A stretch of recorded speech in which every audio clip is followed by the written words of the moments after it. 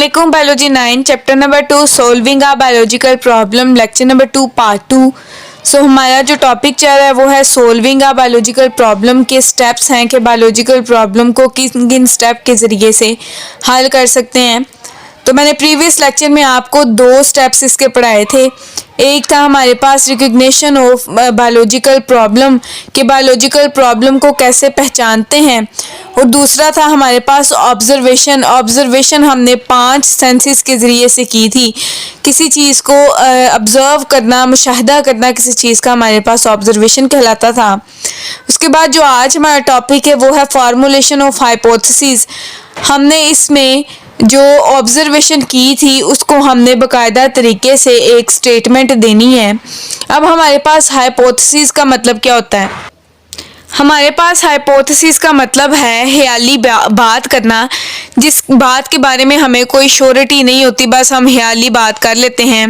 और इस टॉपिक में बेसिकली हमने जिस चीज़ की हमने ऑब्जर्वेशन की है उसको बताना है, और किस तरीके से बताना है कि कोई ना कोई वजूहात इसके साथ या कोई ना कोई वजह इसके साथ मौजूद हो।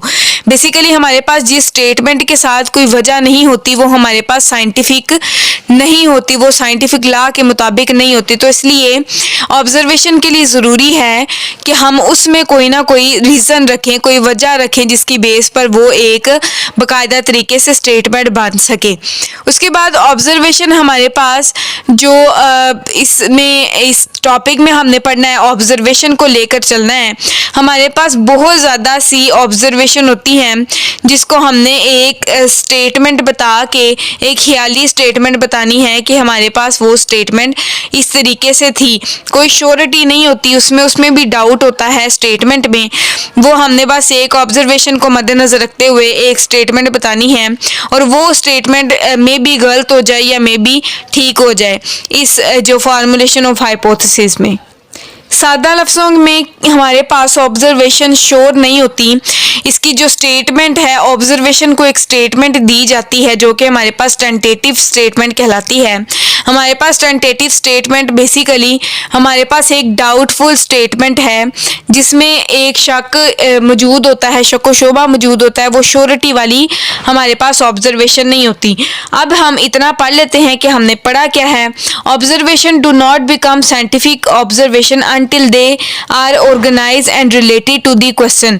मैंने आपको बताया था कि वो वाली ऑब्जर्वेशन जिसमें कोई हमारे पास वजह ऑर्गेनाइज नहीं की जाती, हमारे पास वो वजह नहीं रखती, तो वो हमारे पास साइंटिफिकली वो हमारे पास कोई भी ऑब्जर्वेशन नहीं कहलाती। उसके बाद क्या है, biologist recognise her and his and other observation into data form and construct a statement। हमारे पास जो बायोलॉजिस्ट हैं उन्होंने एक ये स्टेटमेंट को ऑर्गेनाइज करते हैं एक डाटा फॉर्म में, और उसको एक मुकम्मल बाकायदा तरीके से एक टेंटेटिव स्टेटमेंट बनाते हैं। उसके बाद क्या है, that may prove to the answer of the biological problem under study. हमारे पास ये सारे जो ऑर्गेनाइज करते हैं डाटा को, ऑब्जर्वेशन को शक्ल में डाटा की, तो हमारे पास वो एक स्टेटमेंट बनाते हैं। अब वो स्टेटमेंट हमारे पास गलत भी हो सकती क्योंकि हमने वो स्टेटमेंट इसको नाम दिया है उस स्टेटमेंट का, टेंटेटिव स्टेटमेंट का, जो कि हमारे पास गलत भी हो सकती है। क्योंकि टेंटेटिव का अगर हम लफ्जी मानी देखें तो उसका मतलब है शक व शोबा वाली बात। तो इसमें क्या है, हमारे पास The tentative explanation of the observation is called a hypothesis। हमारे पास एक टेंटेटिव जो एक्सप्लेनेशन है, वजाहत है ऑब्जर्वेशन की, वो हमारे पास कहलाती है hypothesis. It may be defined as a proposition that meant be true. अब वो हमारे पास जो टेंटेटिव स्टेटमेंट है मे भी हो सकता है कि वो आगे जाके ठीक हो जाए, लेकिन ज़्यादातर जो हमारे पास टेंटेटिव स्टेटमेंट होती हैं वो हमारे पास गलत ही कंसीडर होती हैं, उनमें डाउट होता है। उसके बाद क्या है, uh hypothesis should have the following characteristics. अब हमारे पास एक हाइपोथेसिस है, ख्याली बात है, तो वो हमारे पास एक बायोलॉजिकल प्रॉब्लम को हल करने के लिए उसकी हुसूसियात क्या एक हाइपोथेसिस बनने के लिए ऑब्जर्वेशन कौन कौन सी होनी चाहिए, उसकी खसूसियात क्या क्या होनी चाहिए, तो ये मैं अब आपको बताती हूँ कि हमारे पास ऑब्जर्वेशन एक हाइपोथेसिस बनाने के लिए उसकी खसूसियात क्या होनी चाहिए। हमारे पास हाइपोथेसिस की जो करैक्टरिस्टिक्स हैं, जो खसूसियात हैं, वो कुछ इस तरह से हैं। It should be a general statement, हमारे पास एक सादा स्टेटमेंट होनी चाहिए जो कि एक आम आदमी को, इंसान को समझ आ सके। It should be a tentative idea, हमारे पास एक टेंटेटिव आइडिया होना चाहिए, ख्याली बात होनी चाहिए, ना कि हमारे पास एक प्रूफ शुदा बात हो।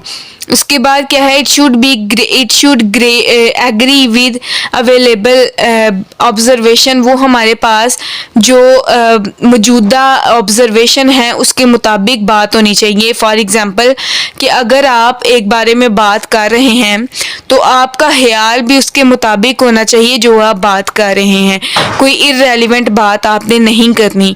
It should be kept a simple as possible, हमारे पास वो सादा होनी चाहिए और वो मानी बात होनी चाहिए जिसको आप फर्दर लेकर चलते हो। उसके बाद क्या है हमारे पास, it should be testable and potentially falsifiable, हमारे पास वो बात जो है रद्द ना करने वाली होनी चाहिए और टेस्टेबल होनी चाहिए, जो टेस्ट के काबिल हो। उसके बाद क्या है, in other word there should be a way to solve the hypothesis is fake, a way to disprove the hypothesis, हमारे पास ये सारी जो करैक्टरिस्टिक्स हैं एक हाइपोथेसिस में होनी चाहिए ताकि उसको डिस्प्रूव ना किया जाए, उसको गलत ना कंसीडर किया जाए, वो एक मुकम्मल हाइपोथेसिस ही बने। A great deal of careful and creative thinking is necessary for the formulation of hypothesis, हमारे पास ये सारी चीज़ें हैं जो नेसेसरी हैं और इस बात को जाहिर करती हैं कि हमारे पास फॉर्मुलेशन ऑफ अ हाइपोथेसिस हो रही है। Biologist use reasoning to formulate a hypothesis, तो मैंने आपको बताया था कि हमारे पास हाइपोथेसिस वो बनता है जिसमें कोई वजह मौजूद होती है, जिसमें कोई रीज़न होता है कि ये बात इस वजह के ज़रिए से है ये वो। उसके बाद हमारे पास जो दूसरा हमारे पास चौथा स्टेप है वो हमारे पास है डिडक्शन। तो डिडक्शन हमारे पास क्या है, डिडक्शन किसी भी डिडक्शन का लफ्ज़ी मतलब होता है कमी करना। तो हमारे पास अगर बहुत सी स्टेटमेंट दी गई हों तो उसको एक स्टेटमेंट में कन्वर्ट करना, बहुत सी स्टेटमेंट को कम करके एक लॉजिक के साथ जोड़ना हमारे पास क्या कहलाता है, डिडक्शन कहलाता है। डिडक्शन हमारे पास बेसिकली एक लॉजिक है जो कि हमारे पास किसके ज़रिए से आता है, हाइपोथेसिस के ज़रिए से आता है। हाइपोथेसिस हमारे पास क्या थी, ख्याली बात थी और उसको हम फर्दर जो जब वैलिड बनाने के लिए जो हम टेक्निक यूज़ करते हैं, जो स्टेप हम यूज़ करते हैं वो है हमारे पास डिडक्शन। डिडक्शन बेसिकली हमारे पास हाइपोथेसिस को प्रूव करती है कि वो ठीक है कि नहीं है। उसके लिए हमारे पास क्या है, in the next step biologist draw deductions from the hypothesis. Deduction are the logical consequence of the consequences of a hypothesis. For this purpose a hypothesis is taken as true and expected result। हमारे पास biologist जो है deduction लेते हैं, एक logics बनाते हैं hypothesis का। उसके बाद क्या है हमारे पास, for this purpose a hypothesis is taken as the true and expected result। For example हो सकता है जो हमारे पास हाइपोथेसिस थी जो हमने ली थी वो ठीक हो जाए और इससे फर्दर हम रिजल्ट निकाल सकें, ठीक है। जनरली इन हाइपोथेसिस मेथड हमारे पास जो बायोलॉजिकल मेथड है, जनरली इन बायोलॉजिकल मेथड जो हमारे पास बायोलॉजिकल मेथड होता है, if a particular hypothesis is true, हो सकता है कि वो हमारे पास जो मेथड है उसमें हाइपोथेसिस ठीक हो, and then one should expect hypothesis a certain result, और उससे हम कोई भी जो रिजल्ट है वो अहस कर सकें। तो वो क्या है हमारे पास, this involve the use of if then logic. अब हमने क्या कहा था कि बहुत से स्टेटमेंट को कम करके हम एक लॉजिक बनाते हैं, और ये डिडक्शन बेसिकली हमारे पास है क्या, जो कि हाइपोथेसिस को लेकर चलती है और हाइपोथेसिस को ठीक कहलाती है। अब उसके लिए हमारे पास कौन कौन से वर्ड यूज होते हैं डिडक्शन के लिए, इफ एंड देन का।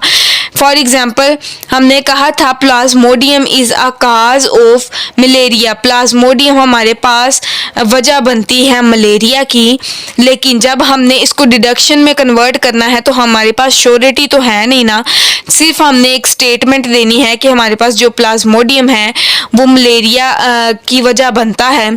तो हम उसके लिए कौन सा वर्ड यूज करेंगे, if the Plasmodium is cause of malaria.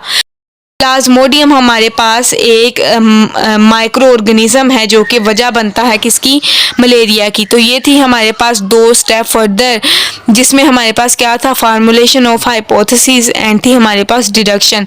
Further इसकी डिटेल हम नेक्स्ट टॉपिक में पढ़ेंगे।